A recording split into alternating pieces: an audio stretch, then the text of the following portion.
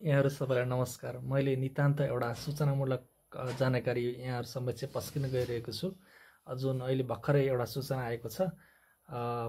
नेपाल सरकार प्रधानमन्त्री तथा मन्त्री परिषदको कार्यालयबाट सामाजिक सञ्जाल सञ्चालन भएको सम्बन्धमा प्रधानमन्त्री सम्माननीय प्रधानमन्त्री सुशीला कार्की ज्यूको नामबाट 3वटा एकाउन्ट खोलिएको रहेछ, जुन एउटा एक्स एकाउन्ट, फेसबुक एकाउन्ट र इन्स्टाग्राम एकाउन्ट, 3वटा एकाउन्टहरू चाहिँ सञ्चालन भएको रहेछन्।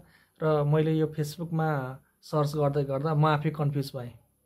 धेरै एकाउन्ट बनिसकेको रहेछन्। पहिला कुन हो त वास्तविक एकाउन्ट भन्ने सम्बन्धमा हामीले पत्ता कसरी लगाउने भन्ने सम्बन्धमा यो भिडियो लक्षित गरिएको छ। आइडीको नेम छ PM सुशीला कार्की र इमेल एड्रेसबाट हामीले सर्च गऱ्यौँ भने ठ्याक्कै भेटाउन सकिन्छ।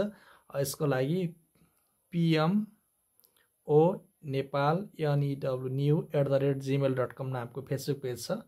त्यस्तै गरेर यसको डिटेल मैले यहाँ माथि राखिदिएको छु, यहाँबाट पनि सर्च गर्न सक्नुहुन्छ। र यो धेरै 3-4वटा एकाउन्ट बनिसकेको रहेछ फेसबुकमा। त्यो मध्ये यो एकाउन्ट सिलेक्ट गर्नु होला। र मैले फलो गर्दासम्म जम्मा यति फलोअर हुनुभएको छ।